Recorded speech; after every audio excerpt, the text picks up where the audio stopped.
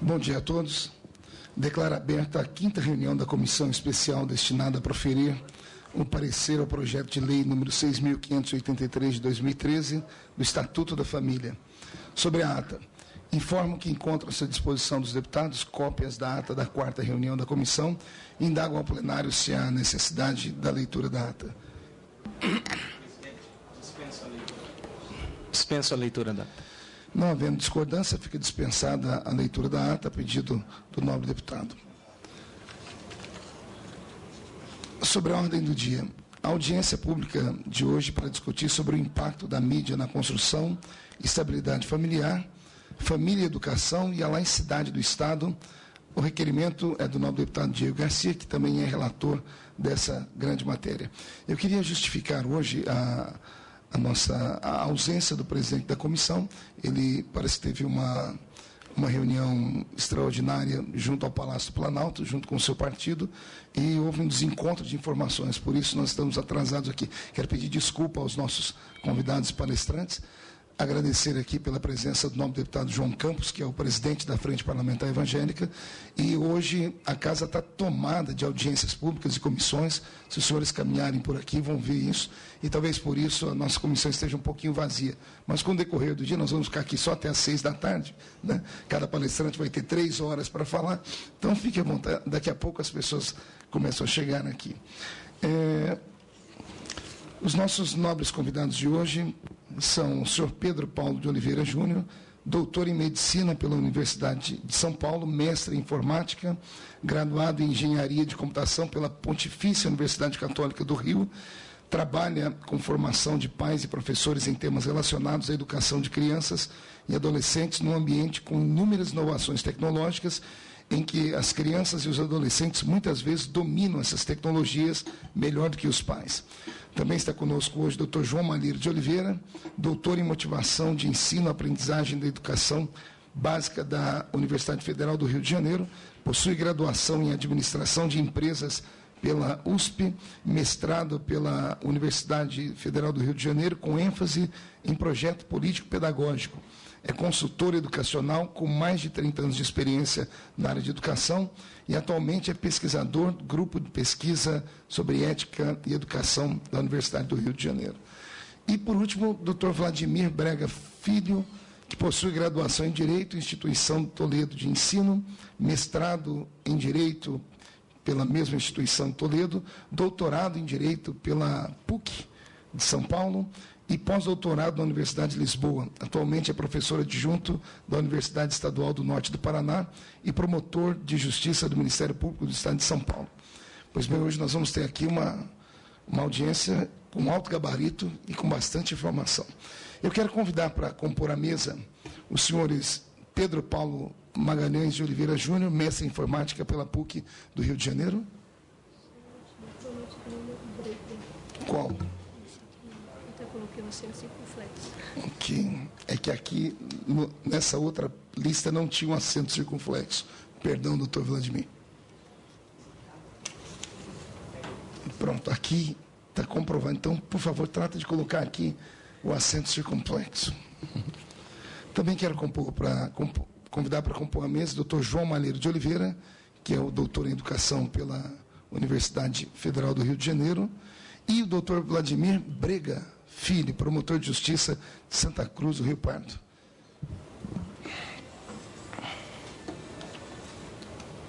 Fique à vontade aqui, senhores.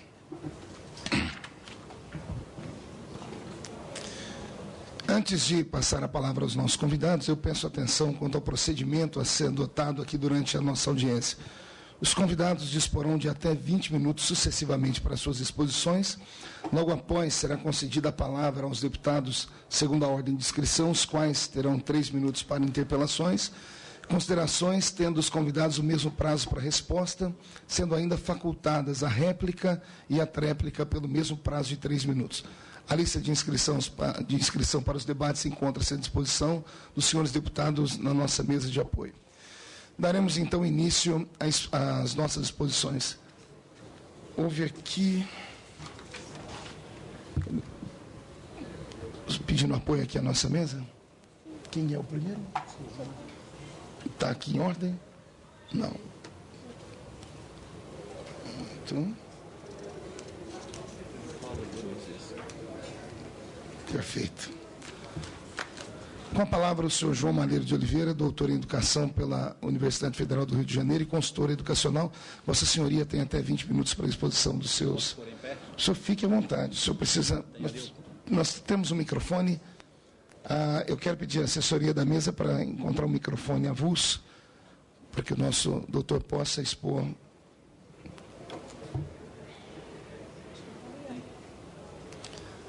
Pessoal da técnica de som, se puder nos ajudar aqui, abrindo o microfone sem fio, eu agradeço.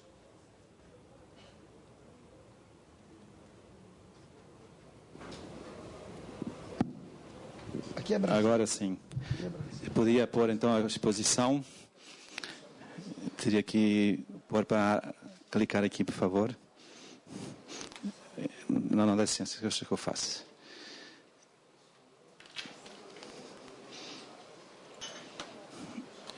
Bom dia a todos. Agradeço muito o convite. Muito feliz de estar aqui colaborando com o Estatuto da Família. Vou trazer algumas considerações sobre o Estatuto que me passaram. Gostei muito dele. Muito pertinente com as necessidades do momento. Mas trago também algumas pequenas colaborações que, de alguma maneira, os deputados poderão pensar sobre esse tema, porque é isso que se trata. Então, conforme diz, né, o Estatuto, a primeira grande preocupação da sociedade deve ser assegurar à entidade familiar uma educação de qualidade e uma educação correta. Infelizmente, não é isso que vemos hoje em dia, né? Está tudo muito complicado e eu vou tentar expor por que isso está complicado. Saibam que, esse é o artigo 13, então, do Estatuto, saibam que a família deve ser sempre a primeira escola. A primeira escola onde a criança aprende tudo no começo. Aprende a andar, aprende a comer, aprende a tomar banho, aprende depois a falar, depois a brincar e depois, com a ajuda da escola, né, a escrever. Então, óbvio que investir na família, que é o que esse estatuto pretende, é, sem dúvida, sonhar com a educação. Está cada vez mais comprovado isso na nossa universidade, que educar a criança desde os 0 anos de idade corretamente vai trazer um retorno para o país de forma incrível. Saibam que se percebe hoje na educação crianças com deficiência da aprendizagem, porque nos primeiros anos tiveram uma educação muito precária. Então, saibam que é importantíssimo vocês, ao verem essas crianças, talvez tenham filhos na idade, saibam que ele está, em primeiro lugar, pensando o que os meus pais estão me ensinando. Porque são eles os primeiros educadores da sua vida. E depois chega um momento que a família sente necessidade de recorrer a uma escola. Então, é óbvio que ela vai escolher aquela escola que estiver alinhada com o seu pensamento. Infelizmente, isso hoje não está havendo. Infelizmente, né, hoje não está havendo esse alinhamento familiar-escola. Os motivos eu já vou dizer quais são, mas saibam que esse é um dos graves problemas educacionais hoje. Porque a criança, ela fica olhando a mãe em casa e depois olha o professor na escola e não bate muita coisa. Há muita incoerência, há muito choque de valores. Então, é óbvio que quando isso não existe, né, a criança fica meio perdida, fica meio insegura, fica meio... enfim, quem que está com a razão? Por isso, é muito bom recordar que o primeiro grande ideal meu, como educador, é procurar que família e escola se alinhem novamente. Enquanto eles não conseguirem isso, não existe educação. É só promessas, bons desejos, bons ideais, mas infelizmente não se consegue nada. Por quê? Porque a criança ela aprende nos primeiros anos por imitação. Ela vai viver o que vê a mãe e o professor fazendo. Se cada um vive de um modo, é óbvio que aquilo vai dar problema lá na frente. Então, é muito importante que hoje se recupere um instrumento que antigamente existia. Eu, quando era garoto, eu sou português, vocês percebem pelo meu sotaque, e estudei em Portugal até vir para o Brasil com 13 anos. Naqueles meus primeiros anos em Portugal, a escola que eu estudava, meus pais iam trimestralmente à escola alinharem-se com a direção da escola para saber como trabalhar os valores, as virtudes, as qualidades que eles pretendiam para seus filhos. Me orgulho muito desse trabalho da família junto com a escola. Quando isso existe, como eu chamo de tutoria trimestral, onde pais vão à escola a cada 3 meses para conversar com os professores sobre o ideal educacional, o projeto educacional e pedagógico da escola, isso é que constrói realmente uma educação. Hoje eu trabalho com uma escola no Rio de Janeiro que faz isto. Já faz 3 anos e é uma escola de muito sucesso educacional por causa disso. Porque a gente está formando, em primeiríssimo lugar, os pais.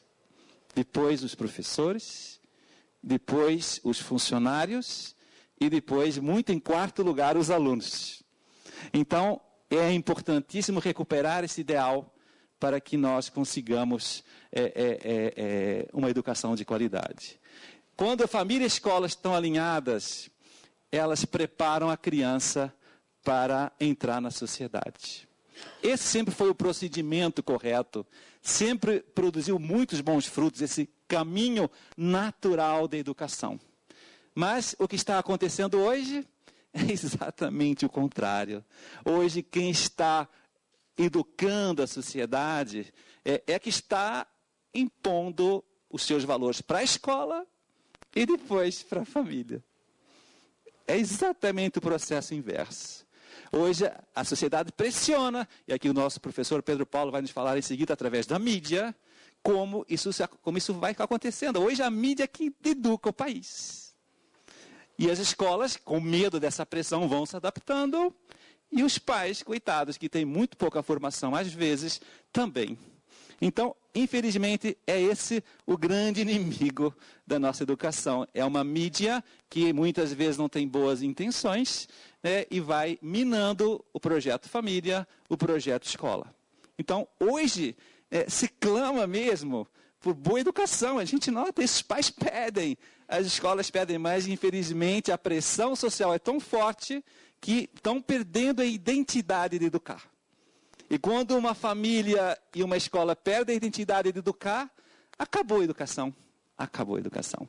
Então, hoje, a gente vê essa pressão social. Importante é ganhar dinheiro. Importante é que o meu filho tenha uma boa faculdade, para depois me dar um bom emprego, para depois me sustentar.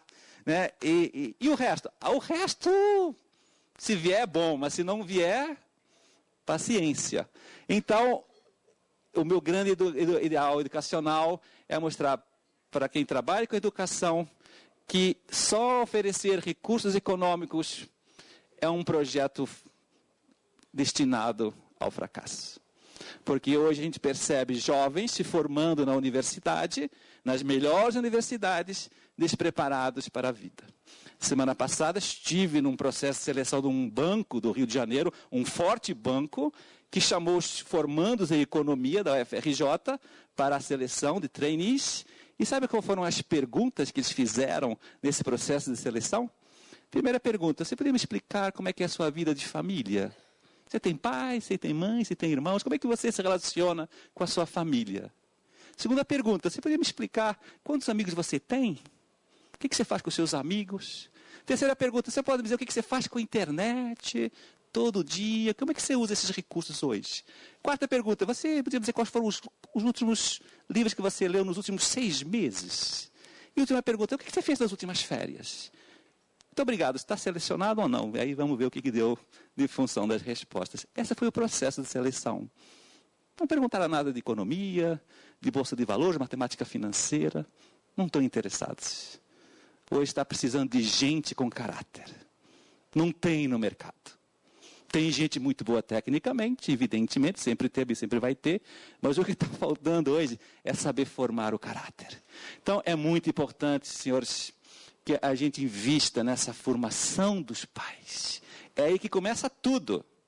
Pais que não saibam ser bons educadores vão formar o mal na primeira escola dos filhos e vão escolher mal a segunda escola dos filhos, e o processo vai se reproduzindo de geração em geração, e é o que nós estamos vendo hoje a nível geral. Obviamente tem as suas diferenças. Então, aqui vai em direção esse artigo do Estatuto.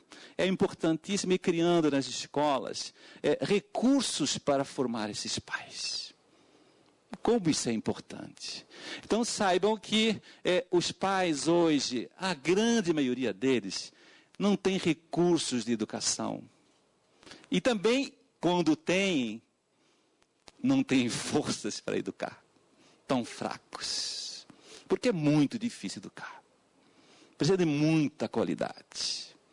Precisa de muito recurso interior. Não é só uma leitura de uma revista semanal ou de um site bacana na internet sobre família que você vai resolver esse problema. É um problema muito mais profundo que exige justamente formar a inteligência e a vontade desses pais para que eles tenham recursos para ser bons pais. Senão, infelizmente, estamos condenados ao fracasso. Então, saibam que é preciso ajudar os pais a educar. Está difícil educar hoje. Por quê? Em primeiro lugar, porque há um relativismo profundo, que cada um impõe as suas próprias ideias. Aqui a gente não pode aprofundar, mas o meu doutoramento foi nessa direção, aprofundar por que nasceu esse relativismo. Onde é que está a origem de tudo isso e quais as consequências na educação? E a gente percebe a gravidade desse relativismo hoje, ao deixar os pais totalmente confusos, ninguém tem mais certeza de nada, ninguém mais sabe se deve ou não educar corretamente. Depois, há muitos estilos de família hoje e está tudo muito confuso. Então, os pais hoje perderam referências educacionais. Quando eu vim ao mundo, meus pais tinham referências, vinham dos avós, vinham da tradição. Hoje, essas referências de tradição se perdeu. Não há mais referências. Hoje não há mais uma estrada clara para direcionar a educação. Hoje há um deserto sem referências e sem destino. Então, é óbvio que os pais se sentem muito inseguros para educar. A maior parte das vezes que eu dou palestras em escolas, em universidades, a resposta que eu ouço dos pais é: obrigado, porque eu achei que eu estava errando. Obrigado, porque é isso que eu estava fazendo, ninguém está fazendo. Obrigado, porque não é isso que as novelas estão me ensinando, né? Então, muitas vezes as minhas palestras têm uma função de confirmação mais do que esclarecimento. Então, saibam que esse é um grande inimigo da educação. E depois, infelizmente, já se perdeu o verdadeiro conceito educacional. Já não sabem mais educar, nem na Universidade Federal do Rio de Janeiro, e eu estou aqui expondo a minha própria casa, com muita pena, muitos professores, infelizmente, não estão alinhados com os princípios filosóficos e antropológicos que os gregos, desde 25 séculos atrás, defendem. Eles estão com uma outra linha, com outro olhar, que, na minha visão, produz frutos muito amargos. Então, hoje, infelizmente, na universidade, há duas frentes educacionais. E nós brigamos lá dentro, sim. Porque nós queremos a verdadeira, e, na minha visão, e outros querem outra, que, na minha visão, produz gente muito problemática. Então, é óbvio que a gente tem que estar muito atento com isso. Então, o que a gente está vendo hoje é isto, ó. Muitas famílias desistirem de educar. Muitas famílias cansarem-se de educar. E por isso terceirizam. Por que eles terceirizam? Porque eles gostariam de terceirizar? É porque eles não têm forças. Não têm capacidades intelectuais, nem psicológicas para educar. Não foram preparados para ser pais. Então, como é que você vai educar hoje uma criança se você não tem esse preparo? E é isso que eu ouço com jovens de 25 a 30 anos que estão casando, os primeiros filhos, e vêm me procurar desesperadamente todos os dias. Porque o que é que eu faço com meu filho, que ele está querendo ver pornografia com 5 anos? O que é que eu faço com a minha filha, que quer ser pelada na Playboy com 6 anos? O que eu faço com meu filho, que quer ir na festinha de 10 anos, e hoje as festinhas de 10 anos, você sabe como é que são essas festinhas? Então, infelizmente, é isso que está acontecendo hoje na nossa sociedade. Então, é preciso, volto a insistir, criar mecanismos de formar famílias, funcionários, professores, dentro da escola. É isso que eu faço há 4 anos nas escolas do Rio de Janeiro, em 4 escolas do Rio de Janeiro. Estou desenvolvendo um projeto já faz 4 anos, que está tendo um desempenho e uma alegria como educador imensa. Vocês não imaginam como. E poder expor isso aqui hoje em Brasília é uma imensa alegria. Saibam que isso é o futuro. As escolas têm que se alinhar, sim, com as famílias e juntas se formarem juntos, para se prepararem para ser bons pais, formarem juntamente os professores, para que família e escola, novamente alinhados, possam formar bem esses alunos de forma integral. Não dar só um conhecimento técnico, que isso é muito fácil. Para ser um bom professor, querem um segredo? Ele tem que vibrar com o aluno. Mas vibrar no seu lado mais profundo. Como é que ele é por dentro? Como é que ele está sentindo? Como é que ele está amando? Como é que ele está vibrando com a vida? Se ele não estiver preocupado com isso, esse professor não vai ser um bom professor. Ele vai ser um professor técnico, vai formar técnicos. Mas não é isso que a educação está precisando. A educação está precisando de gente que consiga trazer projetos de valorização da pessoa como um todo. Aí vai a direção desse artigo 12 do nosso estatuto, muito alinhado com o meu pensamento. Então saibam que é isso que eu trabalho nas escolas. Esse é o conceito que eu trago de educação e gostaria que os senhores pensassem sobre ele. Para mim, escola é um projeto comum de formação integral de pais, professores, funcionários e, em quarto e último lugar, alunos. Isso é uma escola. Essa é uma verdadeira escola. Tudo o resto é enganação. Tudo o resto é um mero conhecimento técnico, que vai dar um conhecimento técnico, um emprego técnico, e a pessoa vai ser muito infeliz com o dinheiro que ganhar. Isso não é educação. Então saibam que é assim que eu enxergo a escola. Uma escola onde trabalham os mesmos valores, as mesmas virtudes, pais, professores, funcionários e alunos, todos alinhados, buscando a excelência humana, não a mera excelência profissional. Não basta, como dizia há pouco com o exemplo do Banco do Rio, conseguir profissionais excelentes, mas do ponto de vista do caráter estarem muito atrasados, estarem muito imaturos. Então, esse é o meu ideal da escola. E quando isso começa a nascer, é impressionante como a escola vai se formando aos poucos com um lado diferente que eu chamo a alma da escola. Inclusive, aproveito, trouxe aqui 3 livros que eu publiquei recentemente e vou oferecer para a comissão com muito prazer. O primeiro chama A Alma da Escola do Século XXI. O segundo livro chama-se Fortalecer a Alma da Escola. E, em último, Escola com Corpo e Alma, mostrando que também a parte material da escola, evidentemente, é importante. Mas aqui estão os 3 livros que eu gostaria de deixar com muita alegria para o presidente da nossa comissão. Se eu tivesse embaixo, por aí aqui na mesa, mas enfim, já por aí aqui na mesa, se a Cátia pode aproximar para o presidente, eu agradeceria muito, porque esses 3 livros são a minha colaboração para o estudo dessa comissão, que tem coisas aí que estão refletindo na minha fala. Então saiba que quando você vai formando pais, professores, funcionários e alunos, nasce a alma da escola, que é o que eu defendo tanto hoje em dia.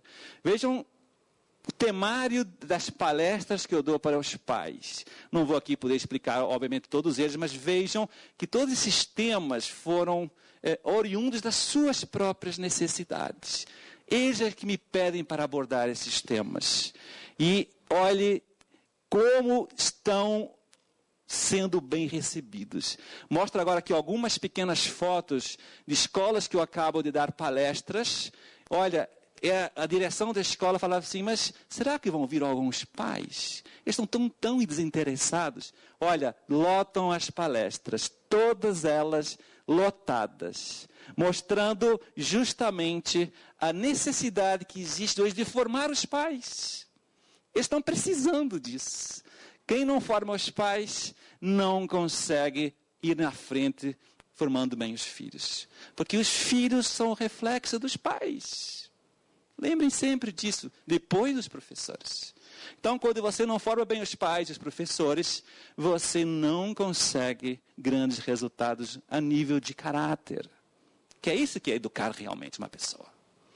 Então, eu além de formar esses pais, como vocês estão vendo, trago também algumas fotos de formar os funcionários da escola. Os funcionários?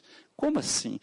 Eles também são professores, eles também são educadores, eles também são reflexo dos valores da escola. Se você não os educa, eles vão contrastar também, e eles adoram essas palestras. É o grande momento do mês dele, a palestra para o funcionário. Então, saibam que isso tudo está sendo uma alegria imensa como educador, trazer de volta isso para a escola. E depois, como dizia, formar os professores. Os professores também estão precisando aprender a ser verdadeiros professores. Eles foram preparados na universidade para serem tecnicamente bons. Mas será que eles têm a formação suficiente para serem professores completos? Eu percebo que não. E o meu doutoramento foi nessa pesquisa, foi justamente perceber que a desmotivação do professor hoje vai nessa direção. Ele não está formando o aluno completo. Por isso ele está desmotivado. Quem forma o aluno de forma completa, ele está motivado. Porque ele vê que o aluno precisa dele. Ele vê que o aluno gosta do que ele fala. Ele se sente muito amigo desse professor. Então, meus amigos, vim falar que esse projeto está muito bem encaminhado. O único artigo que eu gostaria de contradizer e de sugerir algo novo é justamente o artigo 10 do Estatuto. O artigo 10 propõe uma disciplina obrigatória chamada Educação para a Família. Infelizmente, olha, como professor e consultor de tantas escolas que eu trabalho há mais de 30 anos, saibam que isso aí não é real. Isso aí não é possível. Já entrou há pouco tempo a sociologia, já entrou a filosofia, como formas, de alguma maneira, de colaborar com essa educação. Mas saibam que é preciso achar uma solução mais viável, mais realista. Algo que, de alguma maneira, prepare para esse ser família. E eu proponho, então, um projeto que eu estou aplicando já há 4 anos numa outra escola no Rio de Janeiro, de 6.000 alunos, que chama Projeto de Formação nas Virtudes. Olha, gente, isso aqui é uma bomba atômica. Uma santa bomba atômica. Porque está produzindo um efeito impressionante. O que está faltando hoje na educação, e esse foi o meu tema de doutoramento, a motivação por meio da virtude, é mostrar que o que você precisa hoje é pedir para um professor de matemática, ela dá licença, você poderia me dispor da sua matéria hoje, só hoje, para dar uma palestra sobre virtudes? Você me disporia, professor de física, de matemática, hoje você poderia me emprestar sua aula para dar uma palestra isolada sobre virtudes para as crianças? É isso que eu tenho feito há 3 anos. Olha, está um sucesso. As crianças adoram essas palestras. As crianças estão vibrando também com essa orientação que nós vamos dando de forma individual com algumas que queiram ser ajudadas. Chama-se tutoria ou individual. Alguns professores são preparados para serem tutores e orientam os alunos a viver e a praticar em casa essas virtudes.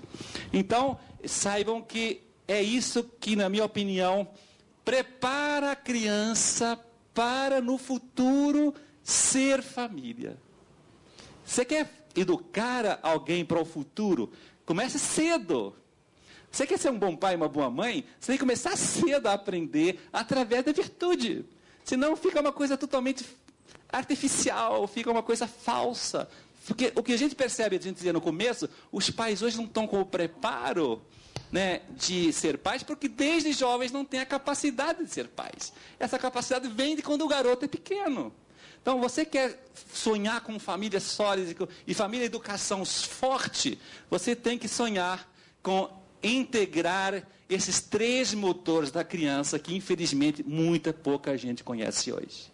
Educar, senhores deputados, é isto, integrar inteligência, vontade e a afetividade dentro da criança. A criança nasce com esses 3 motores, como nós chamamos, de inteligência que me leva a conhecer, vontade que me leva a escolher, a afetividade que me leva a gostar das coisas. Ela nasce com esses motores separados, isolados, estão lá boiando dentro de si e cada um fica mandando de um jeito.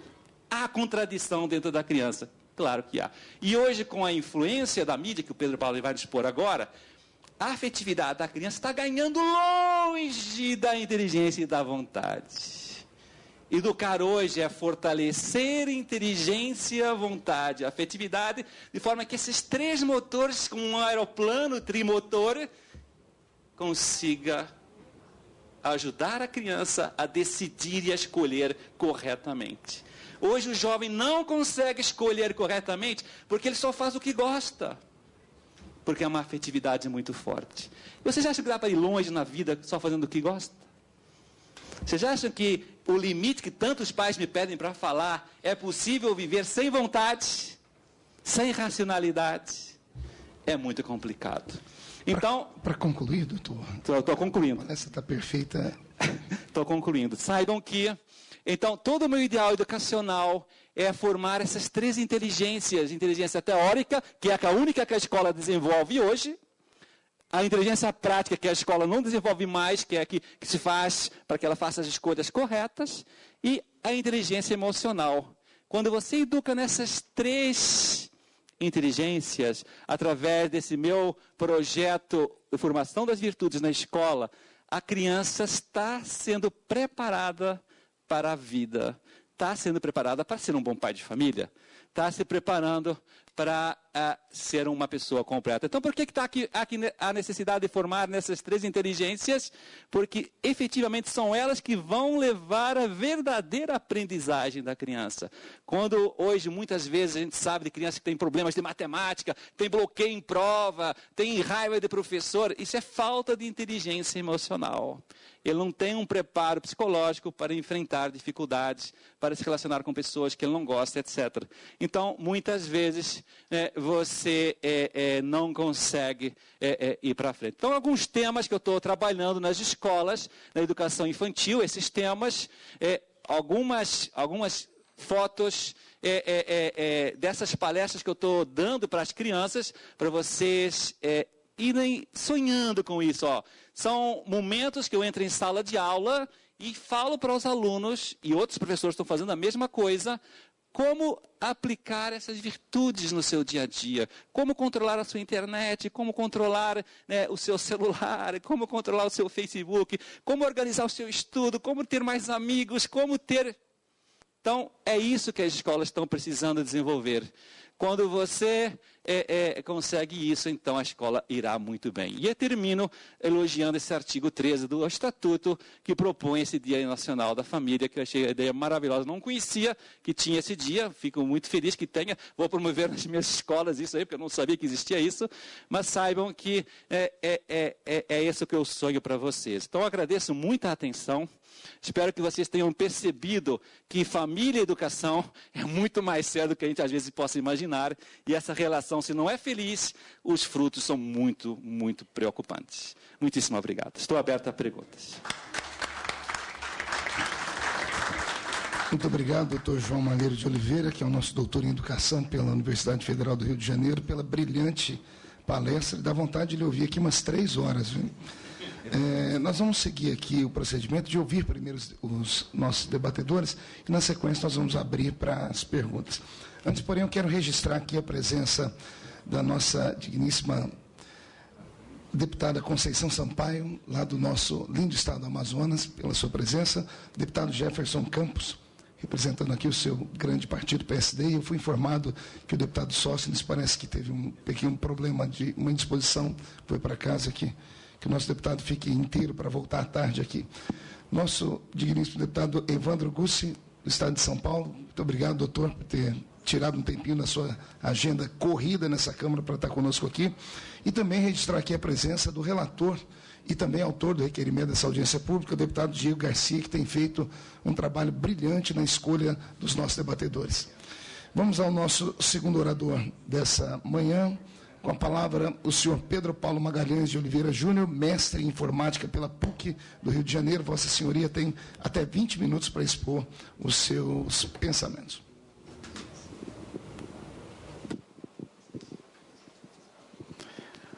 Bom dia. Bom dia a todos.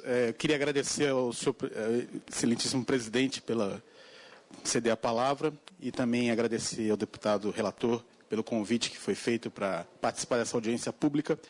E o tema que pretendia apresentar diz respeito ao uso das novas tecnologias e vou focar em concreto mais com relação à internet, videogames.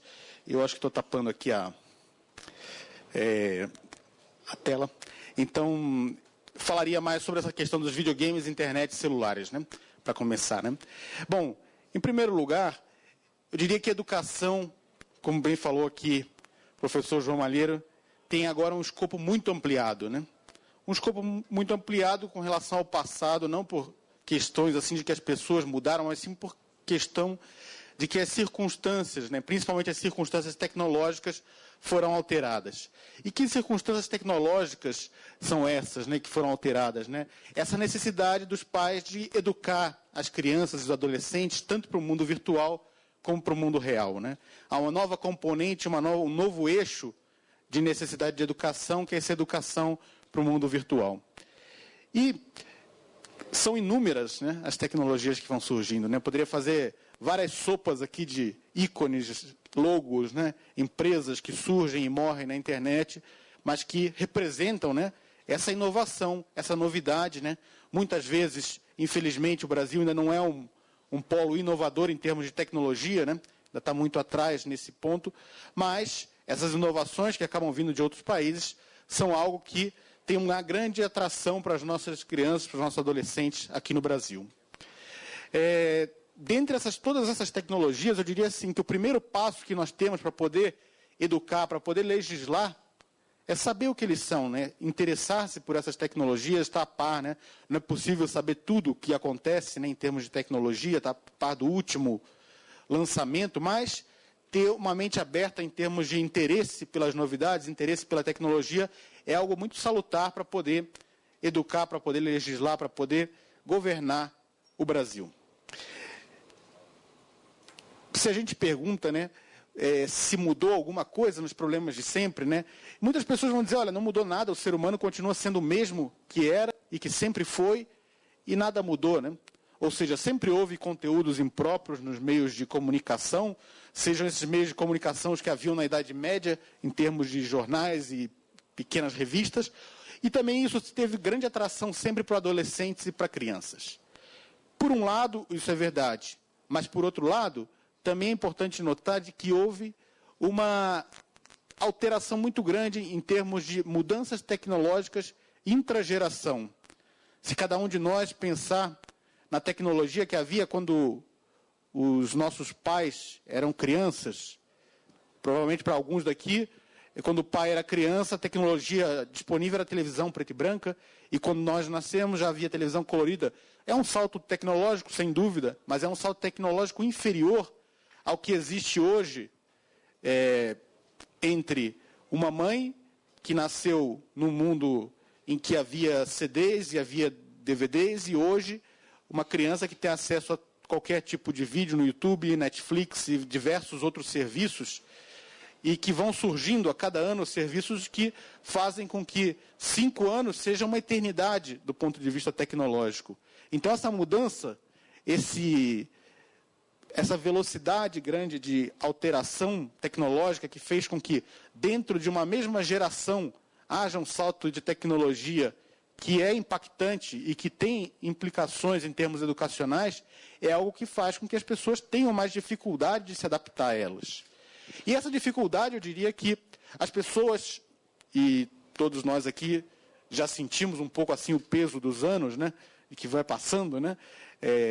Então a gente percebe que nós tendemos a nos concentrar naquilo em que a gente se sente seguro, naquelas tecnologias que a gente já domina, naquelas novidades que a gente já conhece, né, nas coisas que a gente já conhece, e falar, olha, isso que é novo eu não vou aprender porque vai dar trabalho, porque demanda tempo, porque demanda estudo, né, porque demanda adaptação. Né?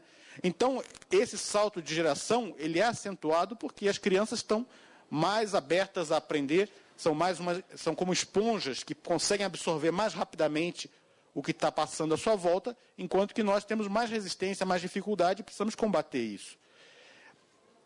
A internet é uma ferramenta fantástica que eu não consigo imaginar hoje como seria quando eu entrei na universidade, na Pontifícia Universidade Católica do Rio de Janeiro, em 1993, a internet estava surgindo e a gente começou a usar a internet. Então, eu não consigo ver como seria a minha vida universitária, até o doutorado que eu fiz em medicina na USP, depois, agora, mais recente, 2009. Todos esses anos universitários e todos os anos de trabalho, sem internet não haveria como trabalhar. Hoje em dia, a gente pode dizer assim, se faltar luz, mas ainda tiver o notebook conectado na internet, ainda dá para fazer alguma coisa, né? A luz não é tão necessária, mas a internet é necessária para a gente continuar trabalhando. Por quê?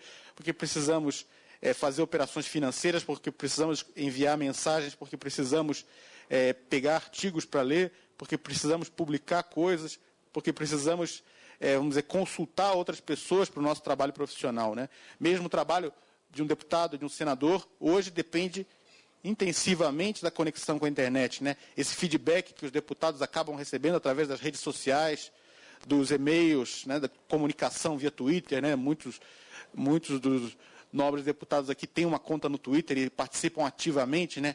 E têm essa interação com o seu eleitor de uma nova forma, né? Tudo isso abre novas perspectivas também para o exercício da função parlamentar, né?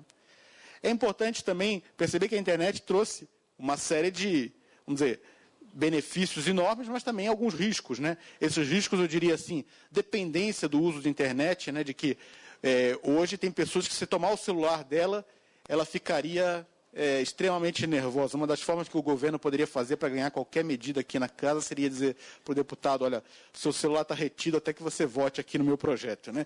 Isso seria mais eficaz do que qualquer outro método escuso que já foi usado nessa casa. Então, é óbvio que há uma dependência, todos nós percebemos isso, né? Nós estamos longe da nossa zona de conforto eletrônica, a gente sente uma necessidade de estar conectado, de ter informações, de ter aquele dispositivo, de ter aquela mídia, né? Depois, a fuga do mundo real, né? Muitas pessoas utilizam a internet, celular, videogame, joguinhos de celular, né? Como uma forma de escapar dos problemas que tem que enfrentar no mundo real, né? Falo muito assim da síndrome do Alt-Tab, né? Porque no Windows, quando você quer mudar de um programa, você aperta lá Alt-Tab, ele muda para o outro programa e você começa a ver lá notícias, começa a ver o Facebook, o que for, né?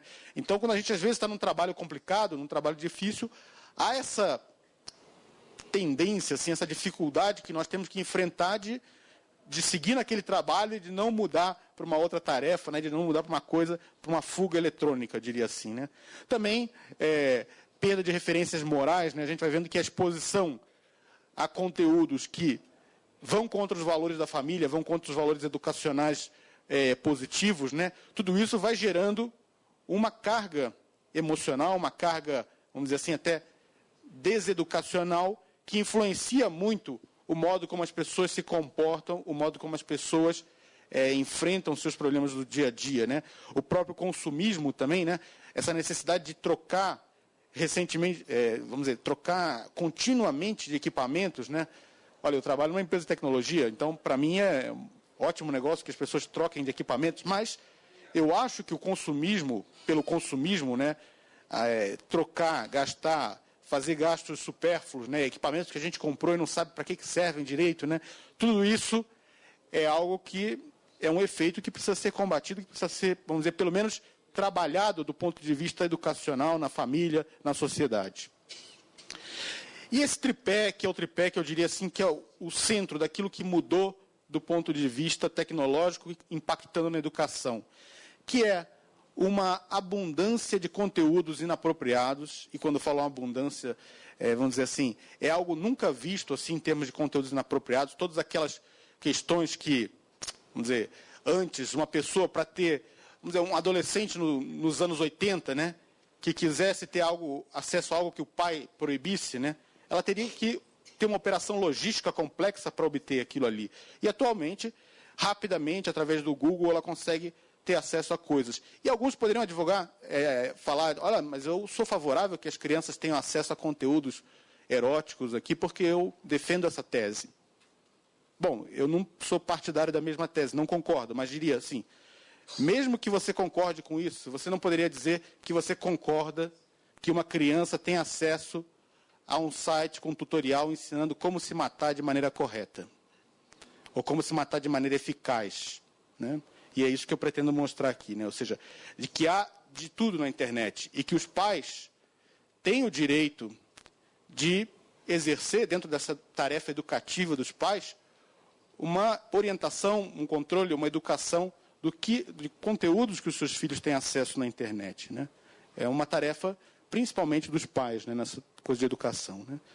E facilidade de anonimato, né? A internet permite hoje anonimato, né? Por exemplo, uma pessoa que queira ofender a um deputado, ofender uma autoridade, né, na internet, basta criar uma conta falsa, um perfil falso no Facebook, no Twitter, e já facilmente ela pode fazer isso. É um direito que ela tem, dentro do ponto de vista assim, daquela ferramenta, né? A ferramenta confere a ela esse direito, mas é algo que precisa também ser pensado do ponto de vista de justiça, do ponto de vista de honestidade, do ponto de vista de como que a ferramenta deve ser utilizada.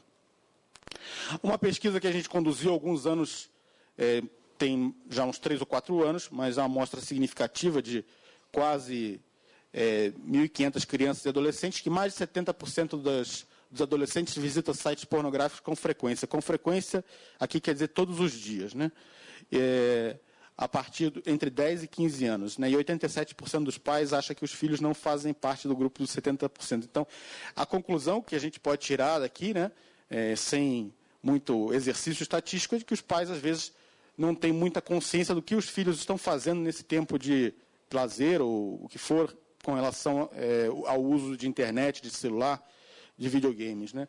95% dos PCs usados por crianças e adolescentes não tem nenhuma ferramenta de controle que o pai possa utilizar para regular ou para, pelo menos, colocar um horário para fazer a lição de casa, um horário para fazer os trabalhos escolares, um horário para limitar o uso daquilo ali, um horário para estimular atividades de hobbies ou de atividades esportivas, o que for, né? Um exemplo real, assim, mostrando que a dependência e vamos dizer, o vício na pornografia da internet, né, é algo que não afeta só crianças, né? Um e-mail anonimizado, mas que é recebido pela nossa empresa, falando uma pessoa de 42 anos, 40 e poucos anos, profissional, sucesso numa cidade, numa capital brasileira, falando que é viciado, não consegue se controlar, que isso já fez perder o emprego, de que tem atrapalhado a vida familiar, né, de estar chegando próximo a uma situação de divórcio e que não consegue se controlar e que precisa de uma ajuda externa, e perguntando se esse software que a gente fabrica, se ele é capaz de bloquear tudo para que ele possa contar com uma ajuda externa para se controlar. Eu vejo essa situação como a mesma situação de uma pessoa que sofre de alcoolismo, de uma pessoa que sofre de dependência de drogas, de uma pessoa que sofre de dependência de jogo, do ponto de vista de jogo de apostas de azar, né? É o mesmo tipo de mecanismo cerebral, né? Essa parte que eu estudo na medicina, né? De mecanismo de recompensa cerebral através dos canais de dopamina, né? É o mesmo mecanismo que está envolvido na dependência de pornografia, na dependência do álcool, na dependência de cocaína, na dependência de jogos de azar, né? É o mesmo modus operandi do cérebro, né?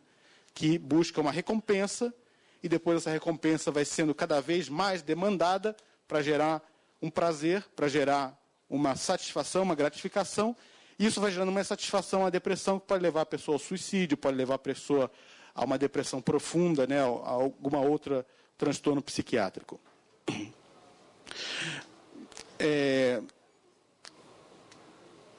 Também o problema da pedofilia, que é um problema que já tem sido amplamente discutido e debatido. A primeira vez que eu fui convidado nessa casa foi na CPI da exploração sexual do menor, em 2004. Eu reconheci aqui até o nome da deputada que era relatora do projeto, né, relatora da CPI na época, a deputada Maria do Rosário. Ela convidou. Isso já tem 11 anos, né, mas o problema continua no Brasil, né? É algo que segue presente, né? E é algo que destrói a vida de uma criança, que destrói a vida de uma família. Às vezes uma criança tira uma fotografia sem roupa, ou tira uma fotografia numa situação comprometedora, vai para um amigo, o amigo distribui isso na internet, né? E as crianças, às vezes, não têm esse conceito de que o que ela colocou na internet está ali para sempre e não tem como retirar, né? Aqui um exemplo, uma pesquisa britânica mostrando que mais de 50% das crianças e adolescentes e adultos jovens, vamos dizer assim, já mandou foto sua nua pela internet, né? E as pessoas, às vezes, perdem essa noção de que, olha, o que você colocou ali, o que você compartilhou, não tem como voltar atrás, não tem como colocar o gato de volta no saco, né? Você abriu ali a caixa de Pandora, não tem como fechar novamente, né?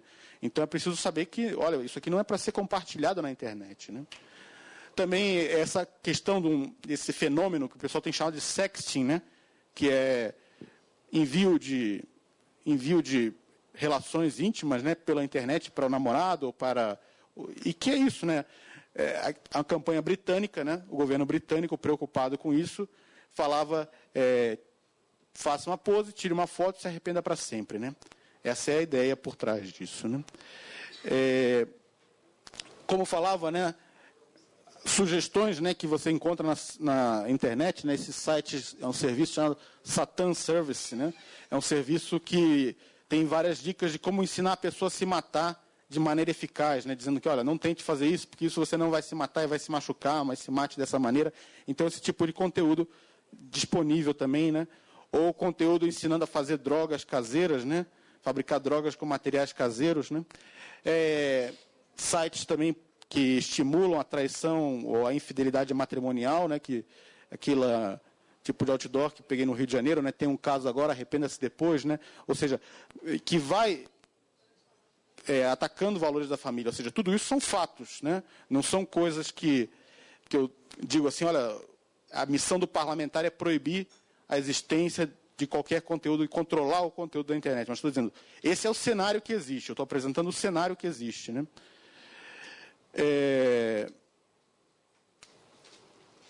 Avançando aqui um pouco, né? Essa também dificuldade, né, que as crianças e adolescentes acabam tendo do ponto de vista de relacionamento, né, de que aprendem a se relacionar virtualmente, mas às vezes não tem o mesmo nível de relacionamento do ponto de vista pessoal, né?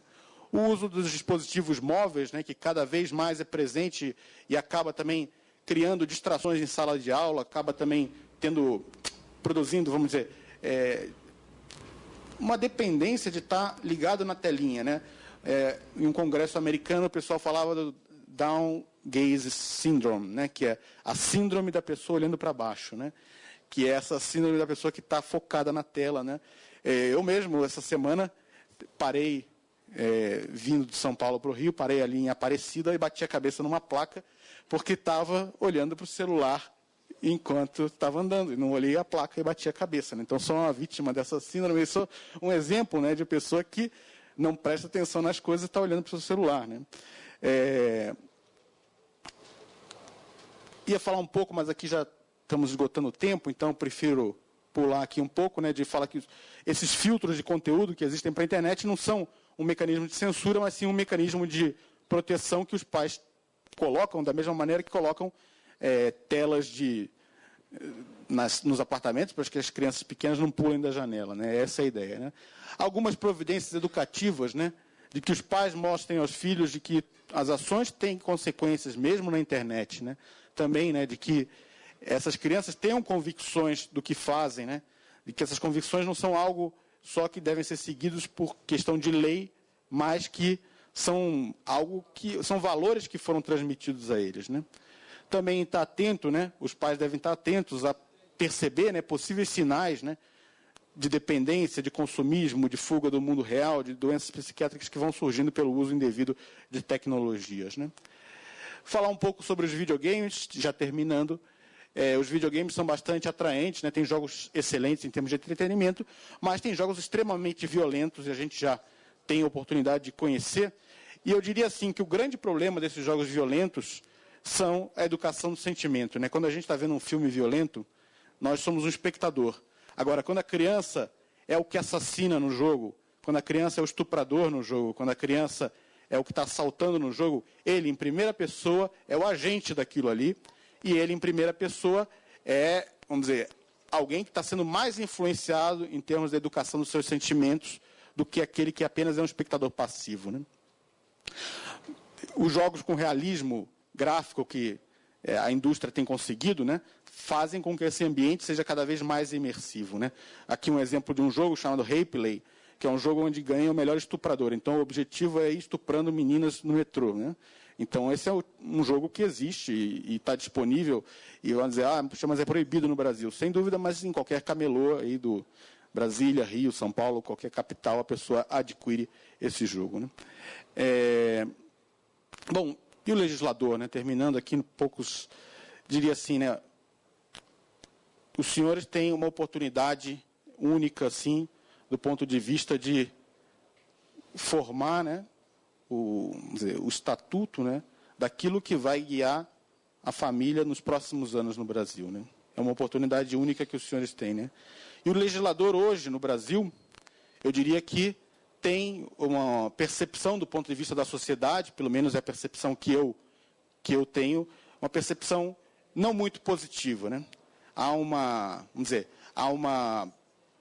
As pessoas fazem piadas, as pessoas fazem, um amigo dizia, quando eu vim para cá, falou assim, olha, cuidado lá na Câmara dos Deputados, né, que você vai para Brasília. Esse tipo de piada a gente ouve direto, e é preciso mudar isso, né? Ou seja, há muita gente boa nessa casa, né?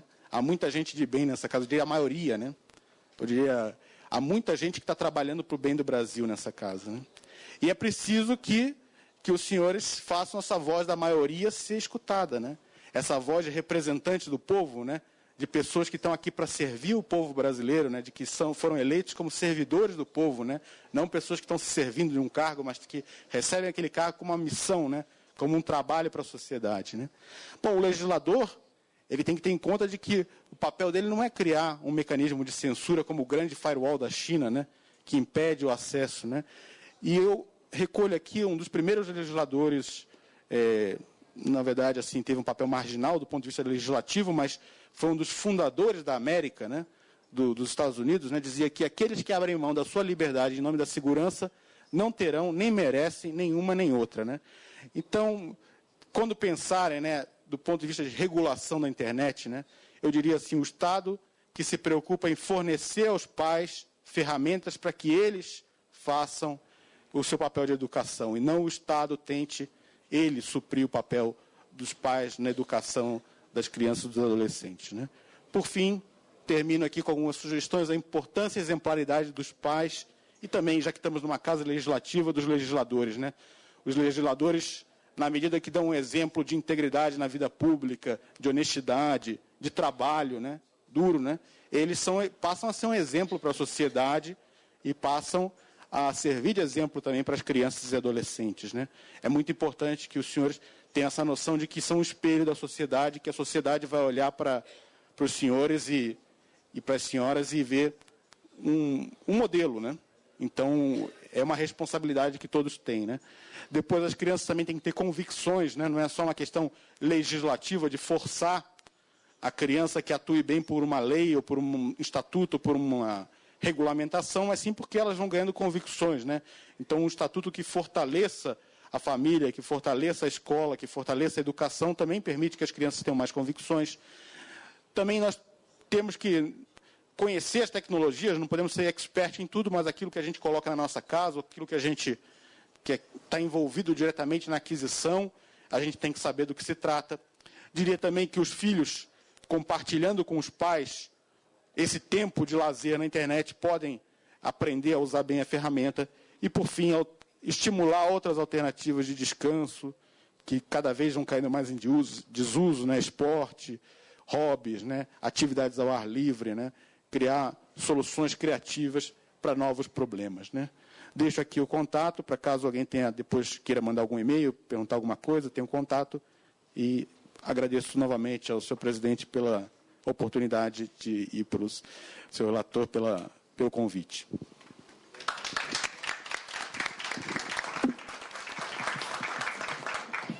Brilhante explanação do nosso nobre doutor Pedro Paulo. E enquanto Vossa Senhoria falava, eu ficava tentando lembrar como era a minha vida antes do celular. Não consegui lembrar. E olha que eu tenho 42 anos, né? O celular veio um pouquinho depois. Eu quero aqui registrar a presença de alguns deputados que chegaram. O deputado Eros Biondini, nosso grande líder de Minas Gerais. e o deputado Alfredo Kiefer. Esse sobrenome é meio complicado para a gente que nasceu na roça, mas a gente vai aprendendo. Muito obrigado pela presença aqui, nobre deputado. Nós vamos ao nosso terceiro e último palestrante dessa manhã. Eu não havia visto. Deputado Anderson Ferreira, o autor do Estatuto da Família, o autor desse projeto que provocou toda essa grande discussão benéfica para a sociedade brasileira. Vossa Excelência brilhanta essa comissão e acredito que logo, logo deve falar também. Então, passamos ao nosso último expositor dessa manhã, com a palavra o senhor Vladimir Brega Filho, promotor de justiça de Santa Cruz do Rio Pardo. Vossa Senhoria tem até 20 minutos para expor os seus pensamentos aqui. Bom dia a todos. Gostaria de saudar todos os deputados na pessoa do presidente da mesa. Desculpe, Vladimir, desculpe. Tem uma senhora conosco aqui, a dona Bena Rodrigues, do MIS. Ela é presidente do Mulher Progressista do Distrito Federal, juntamente com parte da sua executiva aqui do Mulheres Progressistas, que está abrilhantando também a nossa comissão. Muito obrigado pela presença, e essa é a Casa do Povo, façam sempre dela a sua casa. Pois não. Saúdo, então, todos os deputados na pessoa do presidente da mesa, deputado Marco Feliciano. Queria dizer que é uma honra para mim estar aqui na Câmara dos Deputados, de alguma forma contribuindo para a discussão desse tema, que é um tema importante, que precisa ser debatido pelo Poder Legislativo. E quero também registrar aqui, talvez seja um mérito da comissão de me convidar, um professor de uma faculdade do norte do Paraná, uma região longínqua, talvez aí no sentido de prestigiar também as minorias. Mas, enfim, agradeço o convite e penso que tem algo a contribuir com o projeto. Eu ainda sou da parte daqueles que não estão muito acostumados à tecnologia, aqueles mais antigos, então eu peço desculpas se eu não fiz o meu PowerPoint e tal, e vou aqui, de alguma forma, trazer uns conceitos para você. Quando me convidaram, disseram que talvez o objetivo é que eu falasse para vocês a respeito de laicidade do Estado. O que seria laicidade estatal?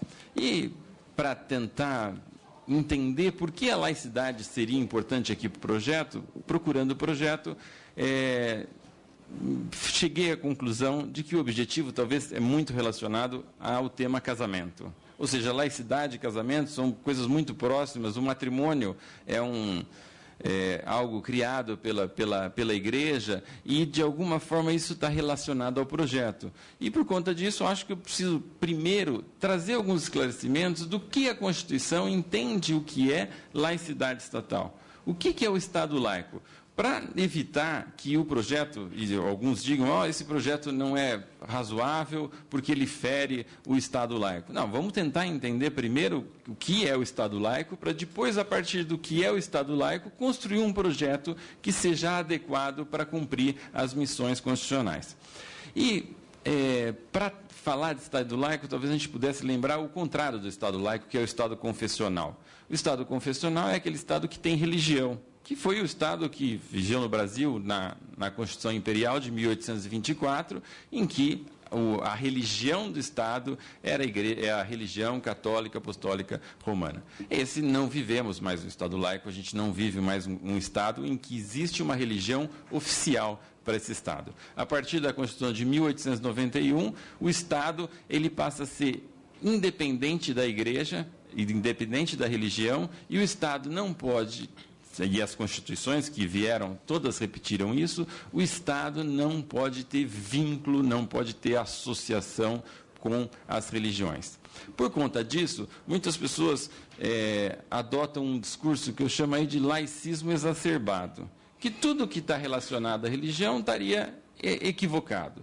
E aí a gente acaba ouvindo questões relativas a retirar todos os símbolos de todos os prédios públicos, dizendo que teria que acabar com todos os feriados que fossem religiosos, que não poderia existir concessões de televisão e de rádio para entidades religiosas, e parece que isso não é o Estado laico que foi definido na Constituição. O Estado laico definido na Constituição é aquele que separa a Igreja da religião, mas que, de alguma forma, impõe ao Estado um dever de prestigiar e proteger a liberdade religiosa das pessoas.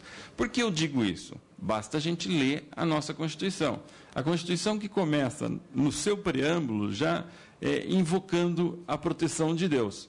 Isso está certo que o preâmbulo, ele não tem, segundo o Supremo Tribunal Federal, ele não tem valor normativo, que isso seja uma regra que deva ser cumprida, mas de alguma forma ele demonstra que a Constituição, quando invocou Deus no preâmbulo, não é uma Constituição contrária à religião. Isso é um ponto importante. A Constituição não é contra a religião. Ela prevê que o Estado é laico. O laico não pode se associar às religiões, mas não pode, de alguma forma, perseguir a religião. Isso só lendo o preâmbulo. Mas vamos tentar outros dispositivos que não fossem o preâmbulo. O artigo 5º garante a nossa liberdade religiosa. Se o artigo 5º garante a liberdade religiosa das pessoas, isso impõe ao Estado um dever de proteger a liberdade da religião das pessoas e não um dever do Estado de acabar com todos os valores religiosos da Constituição. Mas um último dispositivo, tem outros ainda, mas que eu acho que é um dispositivo muito interessante, que é aquele que dá imunidade tributária para os templos religiosos.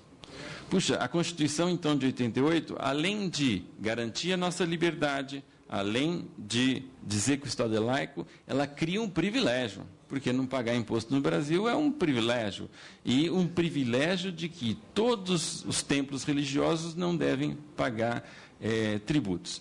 De tudo isso que eu quis dizer tudo isso para mostrar que a Constituição, ela não é contra a religião. Nós não vivemos um Estado antirreligioso, porque eu poderia ter um Estado confessional, um Estado laico e um Estado laico antirreligioso. O nosso Estado, ele é simplesmente um Estado laico e não um Estado antirreligioso. Por isso que o Estado deve proteger a liberdade religiosa das pessoas. Quer por conta dos símbolos que existem, não dá para imaginar a gente desfazer o Cristo Redentor, porque é um símbolo religioso e tudo mais. Os feriados, na verdade, acabam sendo tão vinculados aos nossos próprios costumes. Eu fico imaginando alguém acabar com o feriado do Natal, né? Acabar com o Carnaval, com a Semana Santa. É tão bom ter um feriado, né?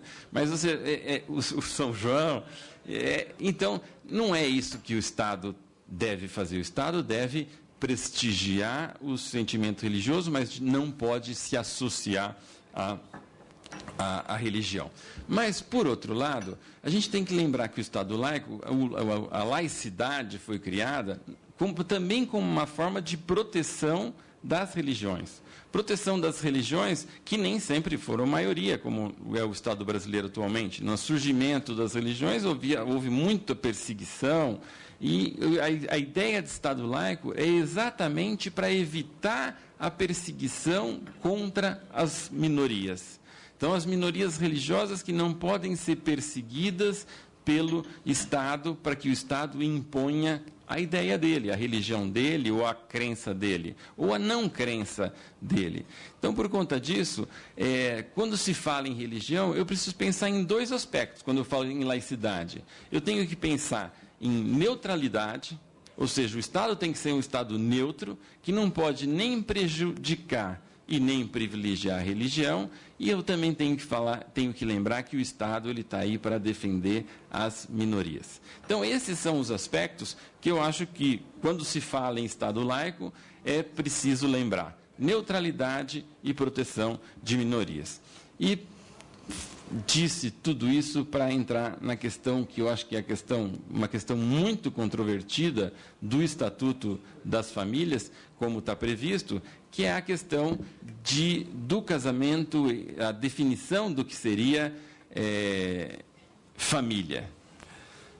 Que a família seria a união entre homem e mulher e tudo mais. Eu penso que, nessa perspectiva de que o Estado laico tem que proteger as minorias, nós também não podemos nos esquecer da minoria. Não vou entrar no mérito do projeto, das sugestões, acho que compete à comissão estabelecer isso, mas penso que seria o Estatuto da Família, que é importantíssimo, que tem que ser debatido, é uma oportunidade ímpar para o Poder Legislativo estabelecer, proteger a família. Família que a gente ouviu os palestrantes, o João Malheiro, o Pedro Paulo, que vem sendo desvalorizada, e essa é a tarefa do Poder Legislativo. Porque se o Poder Legislativo não fizer isso, quem vai fazer é o Supremo Tribunal Federal. E o Supremo Tribunal Federal já disse o que para eles é família. E acho que, de alguma forma, o Supremo Tribunal Federal não tem a legitimidade que tem o Congresso Nacional. O Congresso Nacional precisa dizer o que é família.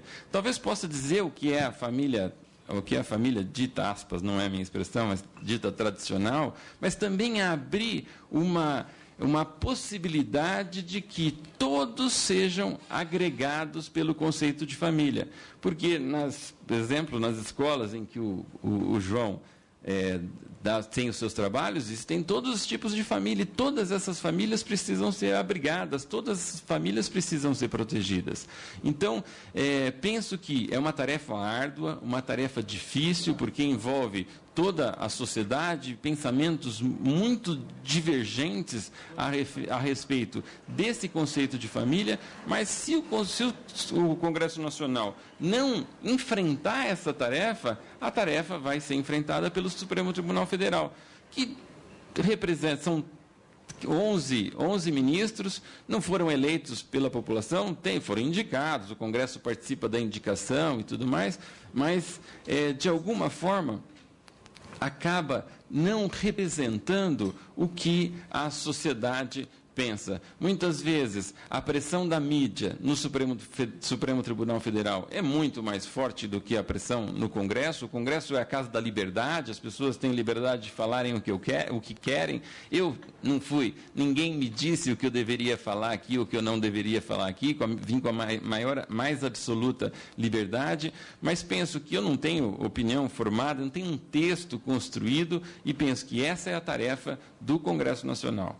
O Congresso Nacional exerceu o seu papel de dizer o que é família, para evitar que o Supremo Tribunal Federal acabe tomando esse papel. E como na ADPF, e há uma crítica de parte da doutrina, que na ADPF acabou dizendo que, embora a Constituição diga que família é união entre homem e mulher, mas que isso não é o que está escrito, não é o que deve ser lido.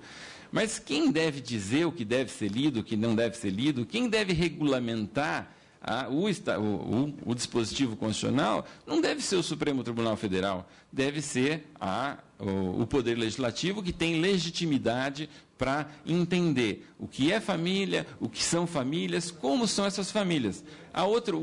Além de dizer o que é família, também seria importante trazer nesse projeto algo mais.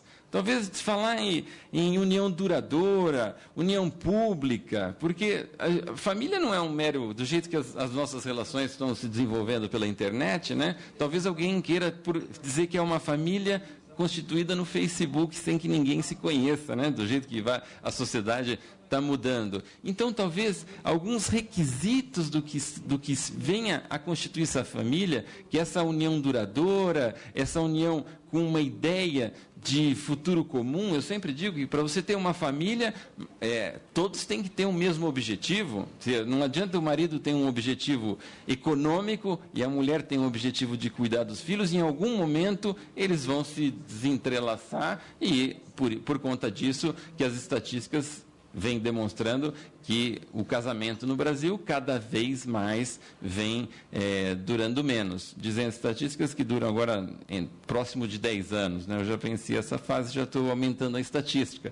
Mas, enfim, acho que isso também é uma questão que precisa ser bastante debatida, mas tenho absoluta certeza, vendo aqui a comissão, convidando pessoas para falar de temas variados, a participação dos deputados nas discussões, eu tenho absoluta certeza que essa comissão vai ser uma comissão que vai dar frutos importantes para o Brasil, porque o Brasil só vai, de alguma forma, melhorar se a família estiver bem estabelecida.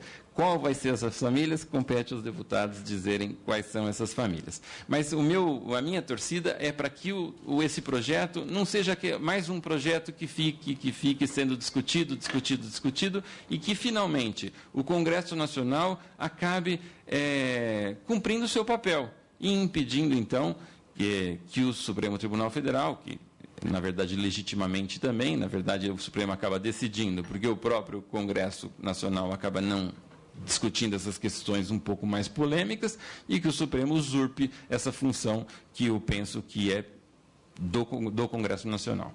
Enfim, eu não vou abusar do tempo, vou até terminar um pouco antes. Acho que essas eram as principais considerações que eu tinha a fazer. Muito obrigado.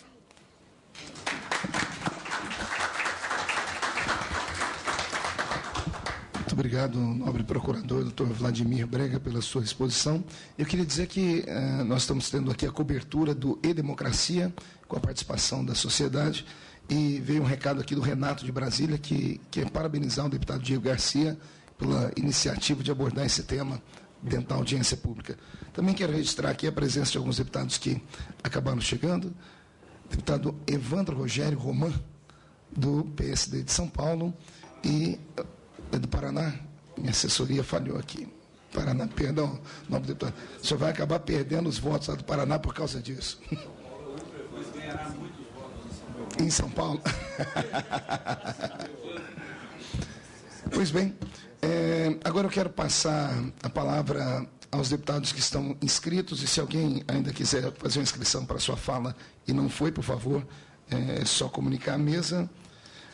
Eu tenho o deputado Alfredo Kiefer. Presidente, eu tenho que me ausentar, até porque daqui a pouco eu viajo.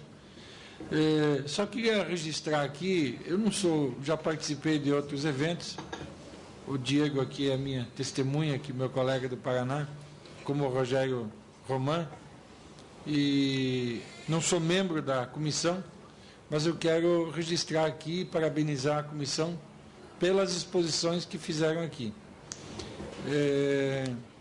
Eu vi a abordagem de que a maioria pensa da forma como alguns aqui pensam, no sentido da preservação da família e tal. Mas não é o que a gente sente, infelizmente. Nem mesmo no Congresso Nacional e, em grande parte da sociedade. Por exemplo, eu protocolei um projeto na Câmara de obrigatoriedade, mas com opção facultativa, do ensino bíblico. E eu comecei a discutir isso de forma pública e eu me aborreci até com algumas pessoas que acharam isso uma das coisas absurdas, Roman. Então, não, mas isso é uma coisa retrógrada, você está dando um passo para trás e tal, né? E a minha justificativa é extensa, no sentido de dizer que a Bíblia é o livro mais antigo, é o mais lido do mundo, ele concilia história da humanidade com ensinamentos do bem, quer dizer, não há nada de ruim se nós colocarmos o ensino bíblico nas igrejas, né? Uma outra vez que eu estive aqui, eu registrei, e faço coro aqui ao palestrante, o Pedro Paulo,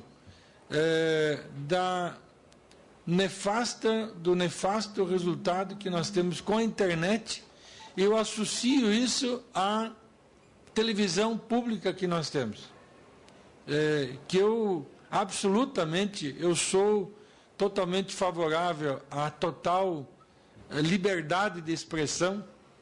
Acho que nós não podemos ter censura nos meios de comunicação, mas nós temos que dar um freio naquilo que prejudica a constituição da família, da sociedade, que essa célula, se a gente não preservar, nós temos tudo por temer o que resultado nós teremos nas futuras gerações, nos nossos filhos, nos nossos netos. Vez por outra a gente comenta, olha, estamos avançando na educação, porque nós tivemos muito mais acesso à educação, mas o uso indevido da internet e a exposição que nossos jovens e adolescentes têm, principalmente nos meios de comunicação, eu não sei qual é o resultado que isso terá. Então, eu penso que a Casa do Povo, o Legislativo brasileiro, deveria criar mecanismos legais, não de censura, mas como disse aqui o expositor, de uma tela protetora, como nós defendemos a tela protetora na internet, nós deveríamos criar mecanismos de tela protetora à televisão. É demasiado a exposição à sexualidade, a indução à traição, a desestruturação familiar, e isso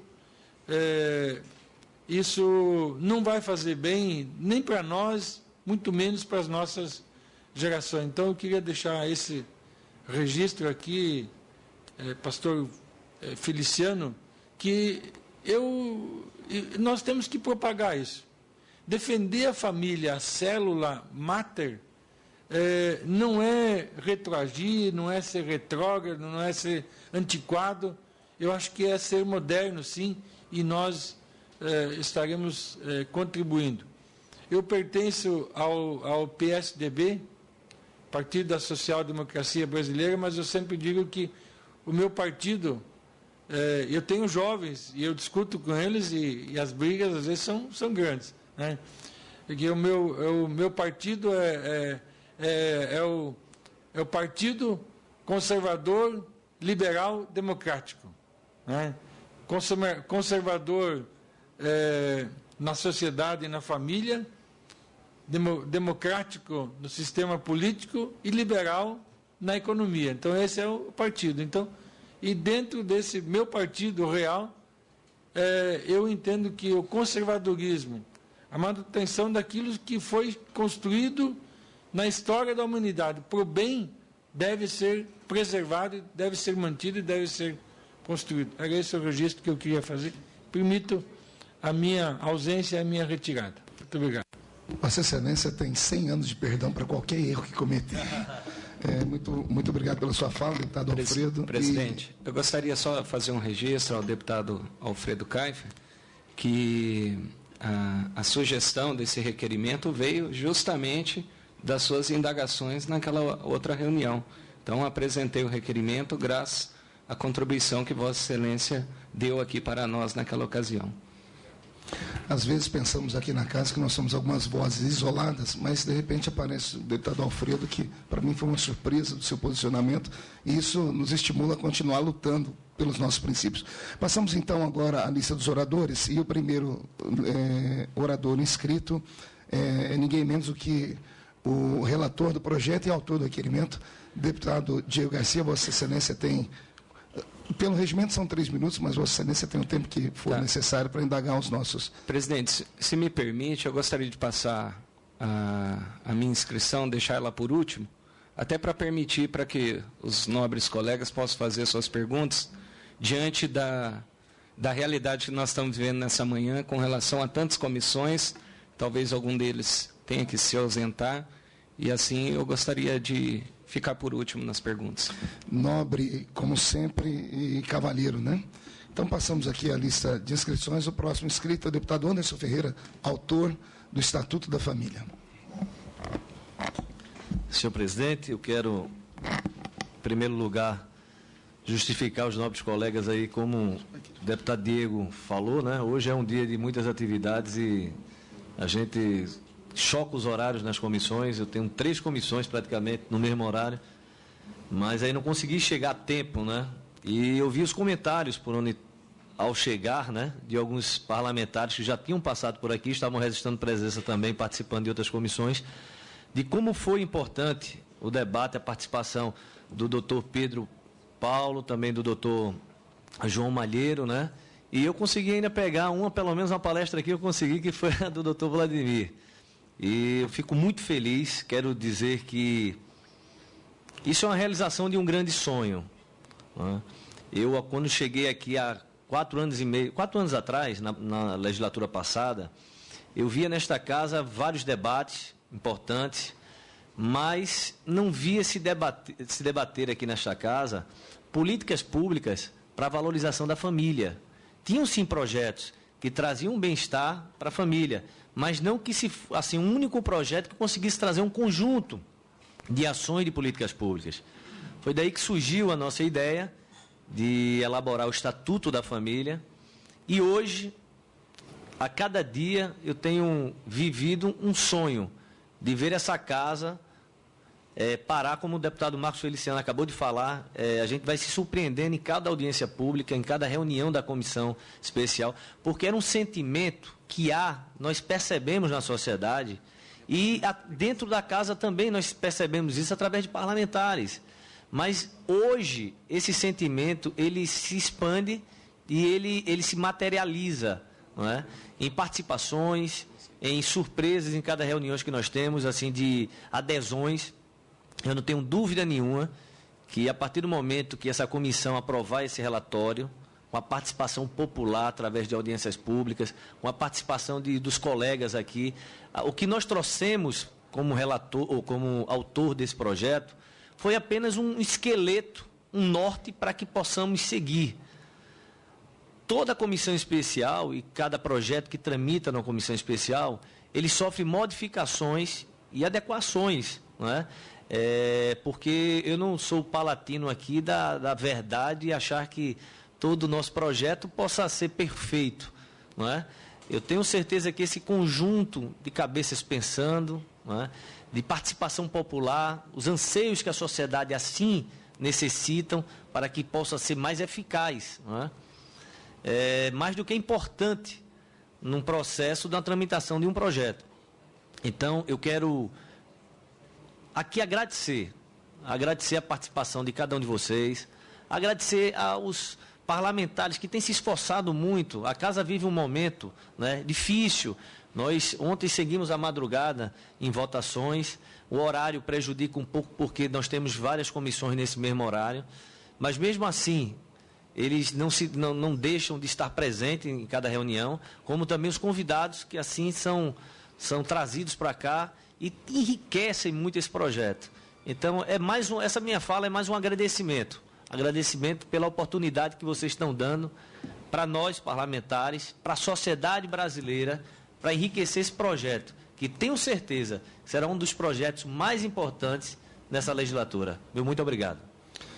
Muito obrigado, deputado Anderson Ferreira, pela sua interpelação. Parabéns pela sua iniciativa, por ter pensado nisso e por ter se dobrado sobre um assunto que ficou adormecido durante muitos anos no nosso país, que é um assunto sobre a família. A família só passa pelo descaso e pela degradação que vivemos hoje, exatamente pela falta de coragem, porque acredito que todos enxergam, ninguém é cego, mas ao longo dos anos as pessoas perdem a coragem de debater o assunto, de trazer à baila o assunto. Bem disse aqui o nosso procurador alguns assuntos que são importantíssimos. Existem outras formas de família, como agregá-las, como entendê-las, como absorvê-las, que norte ser dado. Mas enquanto alguém não tem coragem, as coisas passam despercebidas no nosso país. Então, parabéns pela sua iniciativa. Deputado Evandro Guzzi, Vossa Excelência tem até 3 minutos, ou quantos minutos achar necessário para as suas interpelações. Eu vou ignorar a segunda parte, porque isso pode não ser prudente. Primeiro, cumprimentar a Vossa Excelência, deputado pastor Marcos Feliciano, e sobretudo, pela presidência nesse momento, cumprimentar o relator, o deputado Diego Garcia, pelo trabalho que tem feito, o esmero que tem dado a essa semente plantada pelo deputado Anderson Ferreira, que é importante essa delimitação. Eu, infelizmente, não consegui pegar a palestra do doutor Pedro Paulo, me ressinto disso, mas consegui pegar pontos que eu reputo fundamentais, tanto do doutor João Malheiro quanto de Sua Excelência, o doutor Vladimir. Me parece aqui uma coisa, eu vou começar de trás para frente. Primeiro que eu concordo plenamente com Vossa Excelência de que essa tarefa compete ao Congresso Nacional. E me parece que, com todo o respeito que tem ao Supremo Tribunal Federal, ele usurpa funções quando invade searas que só poderiam ser bem debatidas fruto da deliberação, porque é assim que funciona a razão prática, né? A razão prática, que é o modo como pensamos nas questões ligadas à ação, e política, moral, direitos são, por definição, temas ligados ao agir humano, à conduta humana, esses temas só funcionam mediante deliberação. O bom Aristóteles dizia que uma sociedade em que tivesse alguém com a virtude tão grande, seria ideal que ele sozinho governasse. Mas esse sujeito não se acha em qualquer esquina. Então isso não seria bom. Depois ele diz que se houvesse um grupo pequeno de pessoas, uma aristocracia, cuja virtude fosse também irrepreensível, que eles governassem, porque seria fácil, né? Menos pessoas decidindo e refletindo. Mas também não é fácil. E, portanto, ele já lá não chamava de democracia, porque democracia era a deturpação disso, mas a politia ou politeia, ele dizia que era melhor contar com a mediedade das virtudes, né? Com o meio das virtudes. E essa, no fundo, isso não existia na época, mas era, no fundo, aí a gênese do que hoje nós fazemos aqui do parlamento.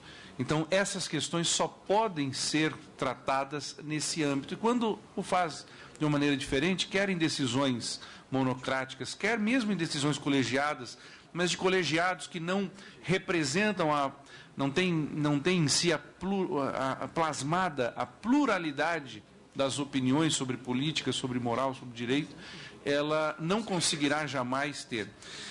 E veja que coisa interessante.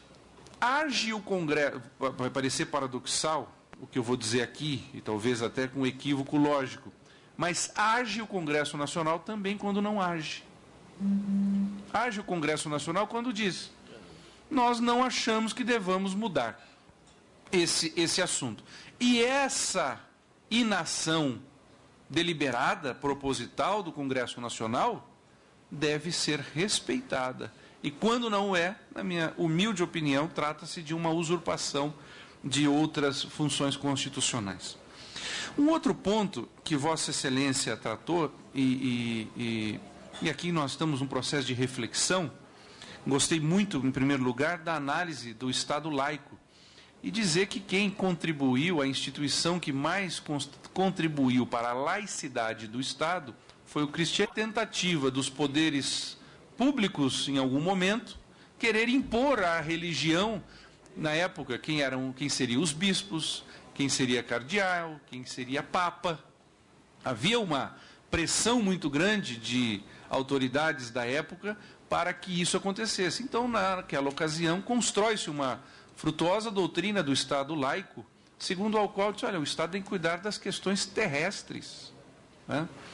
É interessante, por exemplo, que no âmbito da Igreja Católica, e aqui não faço, procuro sempre manter a autonomia das realidades temporais, como a gente diz, frente a realidades transcendentais, que eu não desprezo, mas mantenho-me aqui, eu sou deputado federal, estou no âmbito de uma realidade terrestre, da razão, e assim procuro sempre me colocar.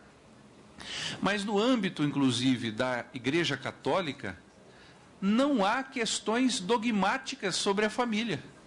A família não é tratada, não há dogma sobre a família. Porque no âmbito da Igreja Católica, o dogma se dá em questões que são teologicamente controvertidas, né? Quando surgem grandes debates teológicos, depois de um grande esforço dos teólogos, a Igreja coloca numa tentativa, não estou aqui dizendo, não estou defendendo essa visão, pelo contrário, nos damos muito bem aqui aqueles que têm vertentes religiosas diferentes, mas é a proteção da fé do simples, digamos assim. A família não é tema de dogma na Igreja Católica.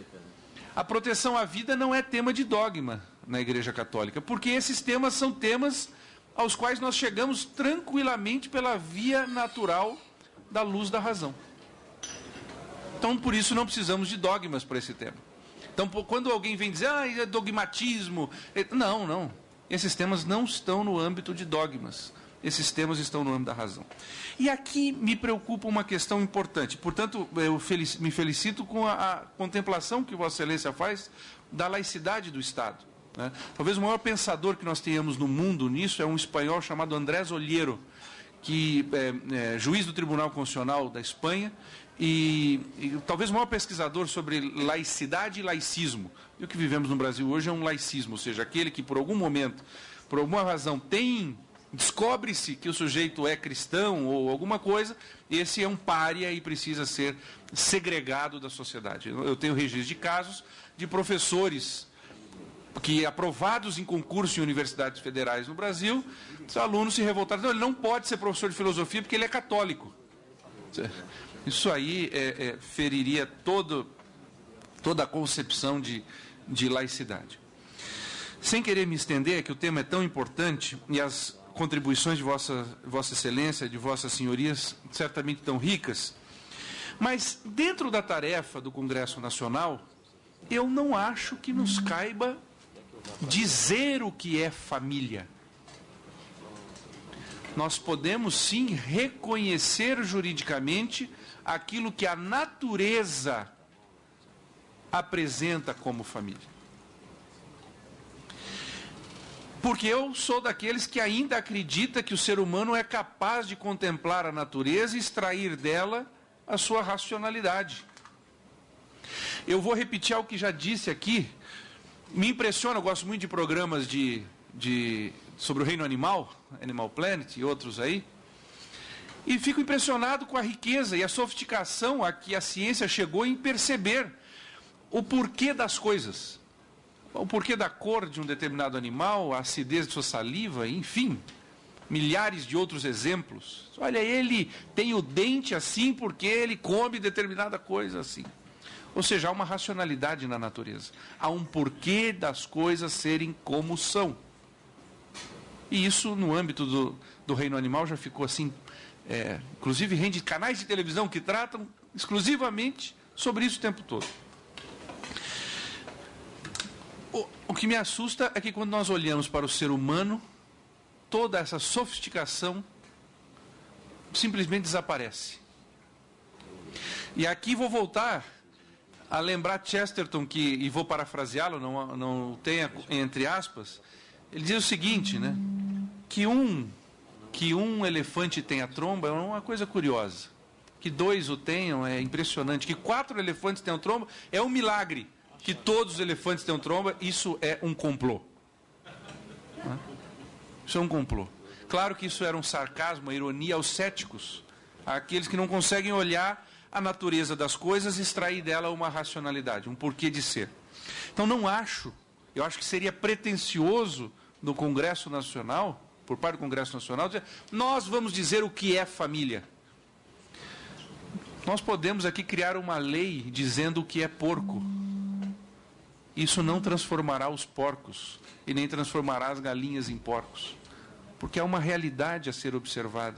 Cabe a nós, sim, percebendo essa realidade, ordená-la ou sugerir a sua ordenação de uma maneira diferente. Porque senão nós caímos num risco sério, que é o risco dos nominalismos. Né? Os nominalistas achavam que se dessem um nome para uma determinada coisa, aquilo transformaria a natureza da coisa.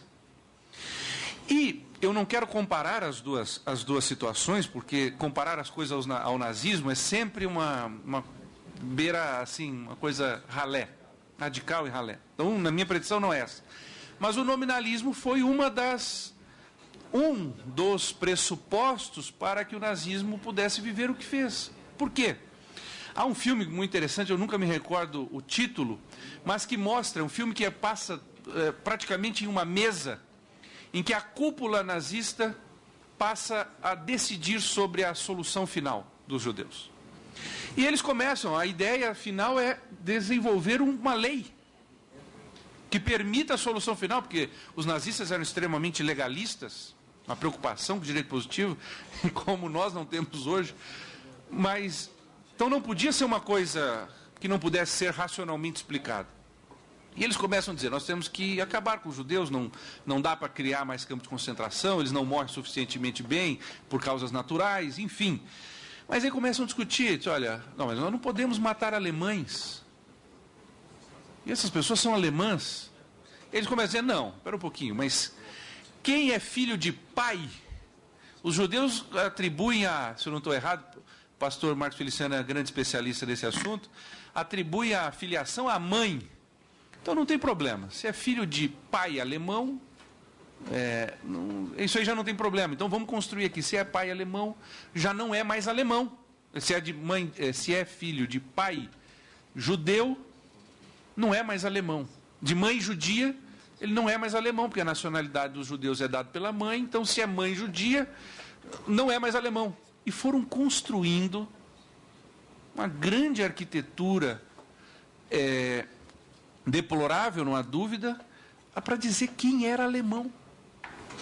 E ao final da reunião, estava decidido quem era alemão, quem não era mais alemão. Ou seja, damos nomes e dos nomes nós construímos realidades. E nós não acho que tenhamos esse direito.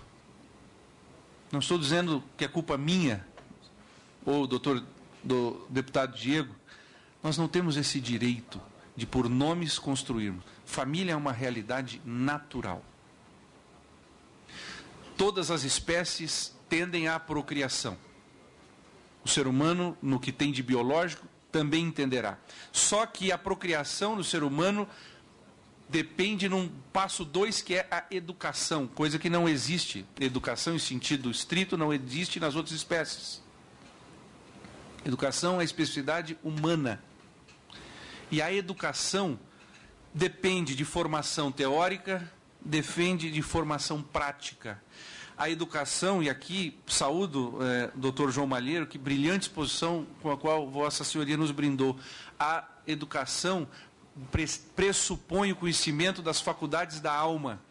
Que o ser humano é um ser com que tem inteligência, que tem vontade e que tem sentimentos, ou sensações, uma sensibilidade.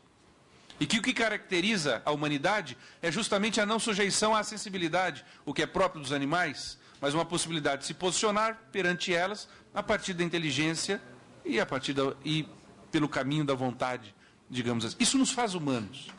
E essa especificidade humana exige um processo educacional e que, por seu lado, exige uma construção, que é o que nós chamamos de família, mínima que garanta que esse processo possa ser bem cuidado. Tanto que essa coisa de colocarmos todos nas escolas, a escola só educa quem já é educado.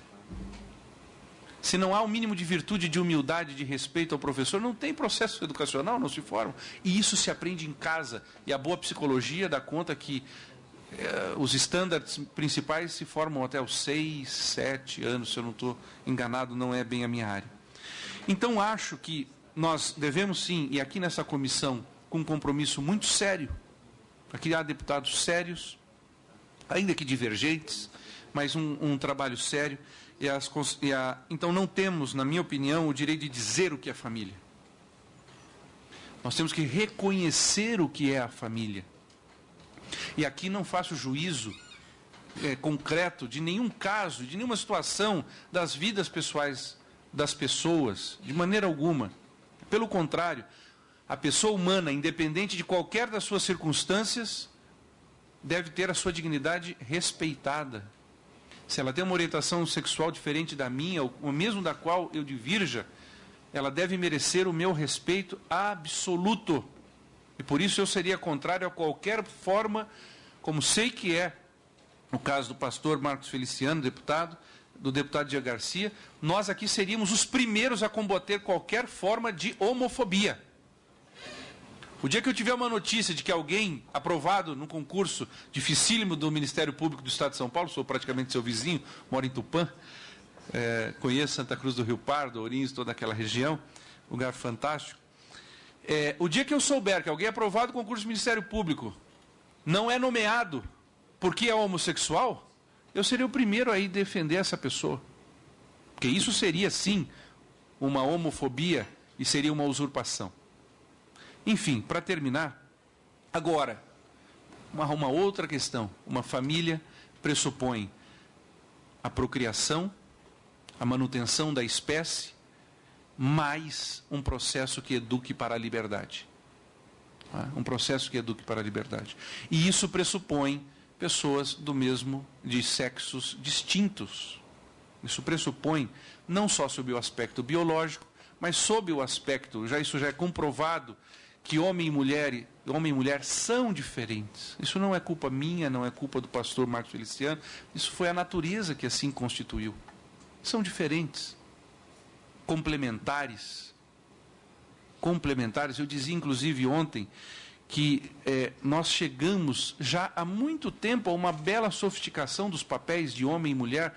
Os contos de fada foram uma literatura surgida na Idade Média, que queriam dizer o seguinte, que a supremacia física do homem não poderia ser canal de usurpação e de dominação da mulher. Pelo contrário, deveria ser um serviço de proteção e resguardo à mulher e à sua família.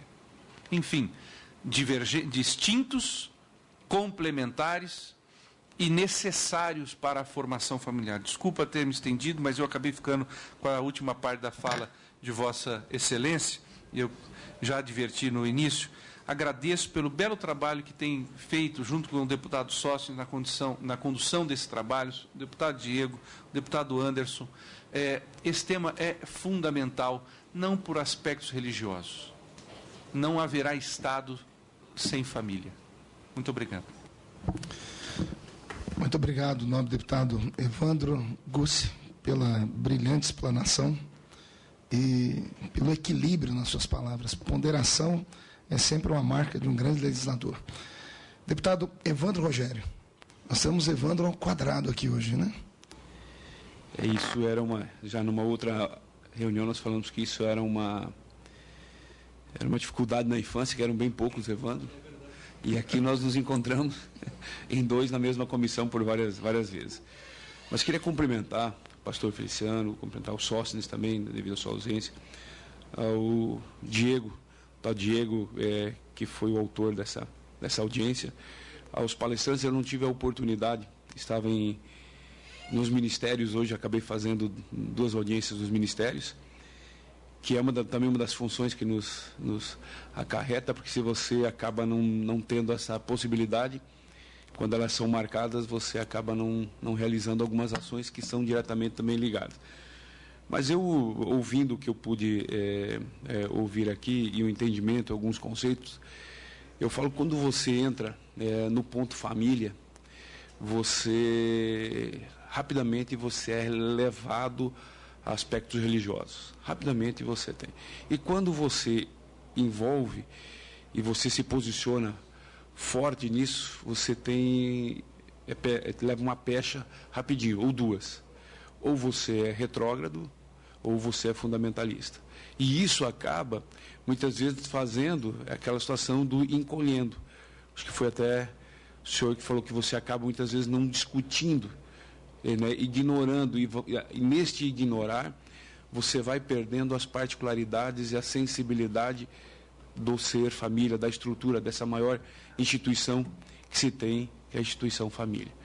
Então, eu pergunto, e eu concordo muito bem com meu xará, meu colega deputado Evandro, nós não podemos sair daqui, realmente, com o que é dizer, olha, isto daqui é família, porque a família ela já tem toda a sua estrutura, a sua existência, mas nós podemos discutir realmente quais são os melhores caminhos e colocar a aprovação realmente dentro de um entendimento, que eu acho que não é nem esse nossa intenção de dizer, olha, família é isto ou é aquilo, mas discutirmos um eixo norteador de que, enquanto esta casa, esta ação acredita realmente que tem os seus valores.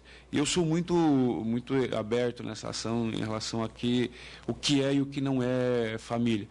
Eu tenho o entendimento de que ela é a presença, né, de 2 pessoas, principalmente, né, eu digo assim, 2 homens e 2 mulheres, conforme foi falado, mas eu me pergunto em algumas situações, ao qual eu já vivenciei no nível parentesco, de 2 irmãs que perderam muito cedo seus pais, e as 2 cresceram constituindo, entre elas, uma grande família. Né? Então, se nós levarmos a ferro e fogo de que é um homem e uma mulher, como que essas 2 pessoas desse nível parentesco meu, eles constituíram uma bela de uma família, que desenvolveram, resolveram juntas manter aquela dinastia familiar que elas herdaram né, dos seus pais. Então, é uma coisa muito ampla, é uma ação bastante forte. E eu pergunto também assim, por que é tão difícil, né, muitas vezes, educar isso, levantar uma situação tão, ao mesmo tempo, tão simples, né, na escola. E eu não tive a oportunidade, doutor João Malheiro, de ouvir, talvez o senhor tenha até respondido e eu não tive a oportunidade de ver. Mas são alguns pontos que, por que é difícil, né, responder? E por que em algumas situações, talvez o senhor também já tenha respondido, de quando se debate isso, nós temos aqui estilos educacionais confusos, estilos educacionais que nos levam a várias interpretações, se é algo tão simples, né, tão fácil de ser entendido, de ter...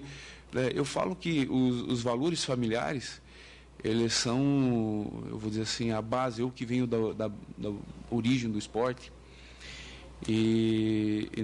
para os gregos o esporte ele era um lapidador do caráter. Eram 3 bases de que lapidavam o ser humano. O primeiro era a família, que dava os valores éticos, morais, a estrutura do ser, conforme Vossa Excelência, do deputado Evandro falou, moldados muitas vezes até os 7 anos, conforme as teorias freudianas, enfim, outras que têm essa ação. Há controvérsias em relação a isso, mas a maioria das literaturas trazem isso. Aí você vinha para o aspecto educacional, a educação que te dava a tecnologia, o desenvolvimento, a inovação, tá? E a partir do momento em que você tinha a base desta pirâmide, você tinha a família, a haste esquerda da pirâmide era a educação. Quando você estava pronto, com seus 18, 19 anos, você ingressava um pouco antes, ingressava na vida do esporte, tá? E que deste conjunto, família, educação e esporte, você saía você era o combatente, que é a palavra atleta em grego. Então eu diria que todo esse conceito, ele se perdeu, inclusive para o esporte, que é a minha origem, inclusive boa parte dela em relação à família, tá? Que foi transferido muitas vezes esses valores éticos e morais para a haste esquerda da pirâmide, para a escola, para a parte educacional, e que não é essa a função. Então, muitas vezes eu me pergunto, isso me trouxe, primeiro pelos valores cristãos que tenho, pelos valores de entendimento realmente, de uma família sólida, de um entendimento da origem que eu venho como descendente italiano, e como eu trago isso forte. E tento transmitir hoje para os meus 3 filhos a força que tem a família em todos os momentos. Então, isso para mim é algo muito relevante, tem um apelo muito forte. E me traz, e sinto muito não poder ter acompanhado, mas... muitas vezes as coisas elas são atropeladas, são desta forma. Mas esses valores, eu digo aos senhores que são valores que eu quero, pretendo pelo menos discutir de uma forma muito forte e que a gente saia, pelo menos daqui, apresentando dentro desse projeto de lei, desse estatuto, algo que realmente que a sociedade entenda como um possível, repito, possível conceito. Ninguém aqui é dono da verdade ou quer estipular dizendo, olha, a partir de agora a instituição... aí que existe há milhares e milhares de séculos aí, vai ser desta forma.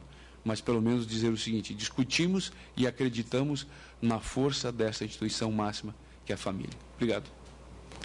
Muito obrigado, deputado Evandro Rogério, pela sua interpelação. E antes de passar a palavra ao relator do projeto, eu indago ao deputado Evandro Rogério se Vossa Excelência poderia assumir essa presidência por 1 minuto para que eu possa fazer umas indagações também, sendo Vossa Excelência entre esse Evandro e aquele, acredito que o senhor tem mais experiência em idade, que é assim que manda o regimento da casa.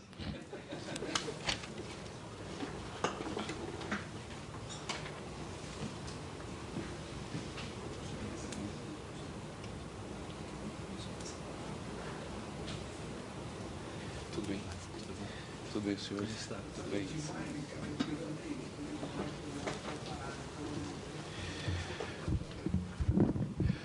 Bom, neste momento passamos a palavra ao pastor Marco Feliciano.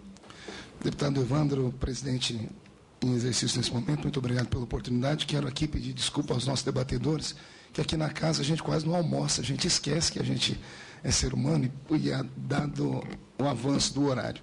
Mas eu queria aqui fazer apenas algumas colocações, inclusive na fala do Dr. João Malheiro de Oliveira, temos algo em comum. Papai era lisboeta.